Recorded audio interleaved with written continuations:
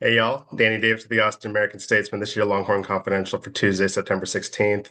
Joined today by Seth Golden, David Eckert. We're speaking with y'all a couple days after Texas improved to 2-1 with a 27-10 win over UTEP over at DKR.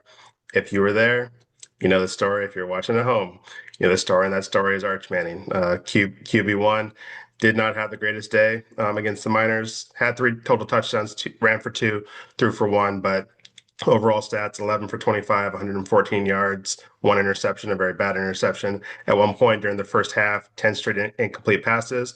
Also was over 4 passing on over 3 passing on fourth down. At several points during the first half, the fans actually booed Arch, which was kind of surprising considering who he is and kind of his rock star status. So we'll start actually with that. Sad you wrote about this in the newspaper today. If you picked it up, C1, kind of about the booze. Sark addressed it at his Monday press conference. Were you at all surprised to see the fans turning on Arch, turning on this offense? It wasn't as, some websites were describing it as the entire stadium. Everyone was in use, and it wasn't that bad, but it was definitely audible. And were you surprised to hear that? No, I'm not. And I will preface it with this. When Arch Manning first stepped onto the field at DKR for the spring game in 2023, it was like Michael Jackson had came back from the grave and was about to play a sold out concert and moonwalk at DKR. It was an extended standing ovation, Daniel. You were there. And so to see the prodigy, the savior, the latest off the assembly line of the first family of quarterbacks from the SEC booed. It wasn't merciless, but there was a smattering. Two things came to mind. Number one, these guys get paid to play now. So with that is a more of an expectation to play well because they're salaried now. They're getting money. And number two, the fan base is so starved for another championship. They've won one since 1970. So um, Arch was perceived to be a sizable upgrade over Quinn Ewers, and that hasn't been the case yet. And there's more of an appreciation for Quinn Ewers in absentia than there was when he was here. So did not surprise me. He hasn't played well. He's missing the most simple of passes, and he looks like, and I know you two guys love MLB. It's very not blocking. He looks like he's got the yips, and it's hard to get rid of the yips. Those boos started coming down. First, it was kind of like, are they actually booing them? Well, once we actually confirmed that the boos were actually happening, what was your initial thoughts? Just felt bad for him. I don't know. I it's just like because the reality is Arch didn't ask to be like the megastar, right? Arch was anointed as the savior by everyone not named Arch Manning. And so it's like it just kind of I don't know. Yeah, I have a little bit of a sympathy for him because at this point, like, I mean, everyone else, us included, has created this expectation for him that's not being met. And so he's the one who has to deal with the repercussions of that. But I mean, look, the fans are paying customers too. They want to get what they paid for, and he's not delivering that. So I don't know. I just, it didn't surprise me, but I felt bad for him, I guess. Understand booing your team. Like that is just not something that has never really crossed my mind. Like I root for the Rockies and they suck. And I am not going to a Rockies game and booing them. David Eckert, when his Mets blow a lead in the ninth inning, isn't booing the Mets. What we do is we go online on Twitter and get passive aggressive and insult our teams that way. But we're actually at the stadium booing. And what are these fans booing? That they were wrong? That they were dumb and decided to put money on Arch Manning for Heisman preseason thing. It's his fifth start. Arch does not look good, but you know what also doesn't look good? The rest of this offense. Some of Steve Sarkisian's play calling has not looked good. This is an offense that's without its first two starters. The offensive line is still figuring its stuff out. DeAndre Moore, not healthy. Ryan Wingo still figuring his stuff out. Emmett Mosley has not played yet. This is a team. Arch Manning is not the only problem. It's not to say he's been the solution, but I just don't understand actually why you're booing a quarterback who's 2-1 just because us, everyone decided to overhype him a little bit. We'll see in a couple weeks. when they play Florida, who had just a five-star quarterback who threw about 16 interceptions over the weekend. Yeah, You one know, interception per star, Daniel. who's One uh who's interception uh per getting star. getting booed more in the swamp, but um I I don't necessarily get booing the starting quarterback of your team, but um I also will never buy the argument that just because these guys are getting paid now that gives fans the right to, you know, to boo them. But that's just my personal opinion about it. Be like me, be an adult, get on Twitter and insult people in your tweets. You've never That's how us because you've ne but grown you've never folks do done that. You've it. never done that. So But sticking on Arch and just kind of his struggles. David, we'll start with you because you've written probably more about this in depth and kind of from an analytical standpoint than most. But what's concerned you the most about Arch's slow start and his struggles so far? Yeah, I mean, he's just not making simple throws. It's just like, sometimes um quarterbacks have problems processing. Quarterbacks have problems decision making. The mental side of the game isn't catching up to what's required of them at the college level. And that's not what's happening here. He's just not executing to me when I look at it, right? You can take a couple of plays in isolation and say, okay, he made a wrong choice here. The interception he threw on Saturday, that ball should have gone to Parker Livingston. Um, the fourth down play at Ohio State that he threw to Livingston, that ball should have gone to Ryan Wingo.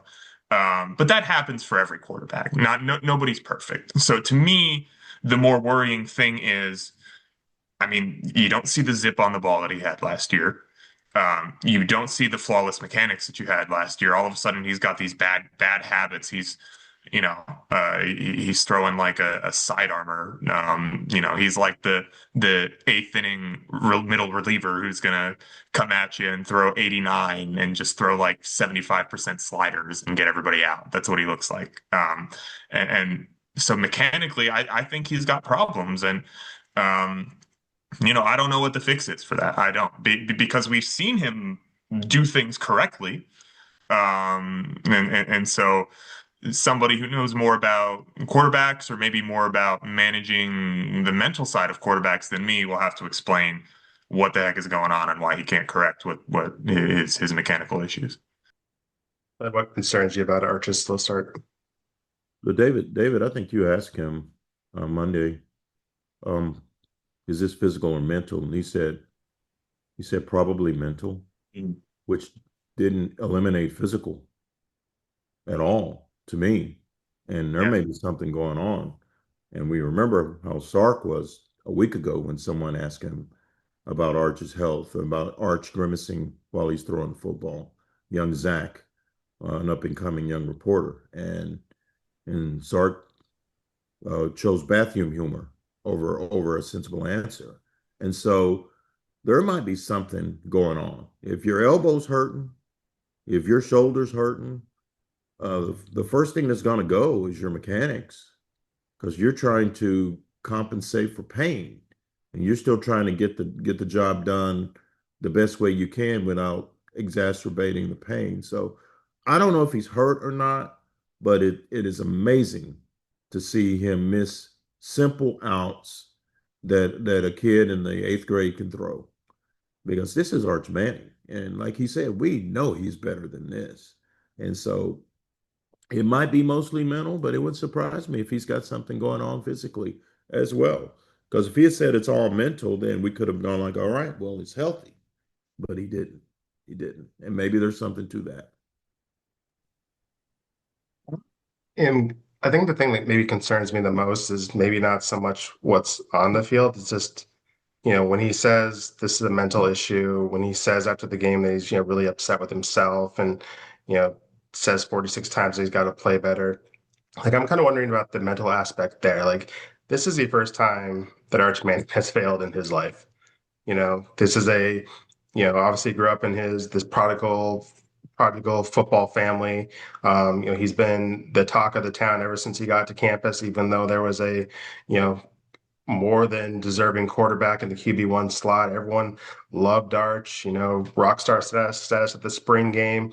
He beats Mississippi State, and people wanted to drive Quinn to the airport last year.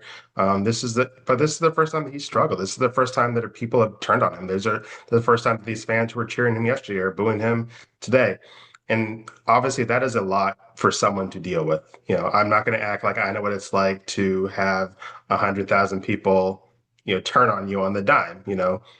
I get upset when 10 people turn on me on Twitter. So I can imagine what's like having, you know, people who are loving you turn on you and questioning you. And I just kind of wonder if we've seen some quarterbacks who love this attention and love, Sam Ellinger would lose a game and he lost plenty here at Texas, but he'd still walk in those post-game press conferences that act like he was the baddest dude in that locker room and, bring it on him. But there's other people, you know, more famously, Garrett Gilbert really struggled with being criticized and not being, universally loved by everyone and having the media questioning your skills. And Quinn wasn't great at taking criticism either, even though he received a lot of it. So I am wondering how Arch is going to handle that. It was a little weird this week when he had a dual press conference instead of just doing it by himself.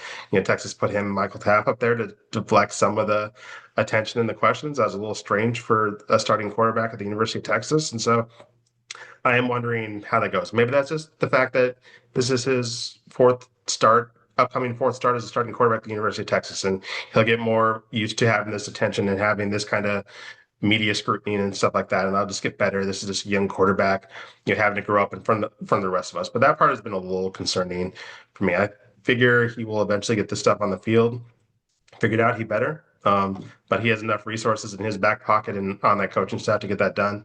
But the off the field stuff is a little concerning so far. How he's handled that, but that could also be me being an armchair quarterback, and I am as people would probably boo me for that kind of quarterbacking as they were booing Arch this weekend or last weekend. But this weekend, Texas is back at DKR. Last time in a while. They're not there the entire month of October, but 7 o'clock, Sam Houston will be coming to town. It's an SEC Network Plus game, so knock yourself out finding that on the dial. But I think we all expect Arch to bounce back. This is not a good Sam Houston team, but after the game said our Arch related headlines will be about blank. Arch bounces back. Well, the headline in my column would be Arch bounces back, but what do we really know? Because he's going to bounce back against Sam Houston, but wasn't he supposed to bounce back against UTEP? I mean, he did bounce back against who they play after Ohio State? San Jose. He did bounce back against San Jose, but I mean, you only get so many bounce backs because if you keep bouncing back all season, you're going to look up in 2 months and they're going to be 7-4, and who wants to see that? So he's got to string together some good performances. Florida's quarterback situation should give Texas a little bit of confidence because that defense is going to travel on October 4th to Gainesville, but they got to bring something with them, and it's got to be a better version of Arch Manning. He's got to figure it out.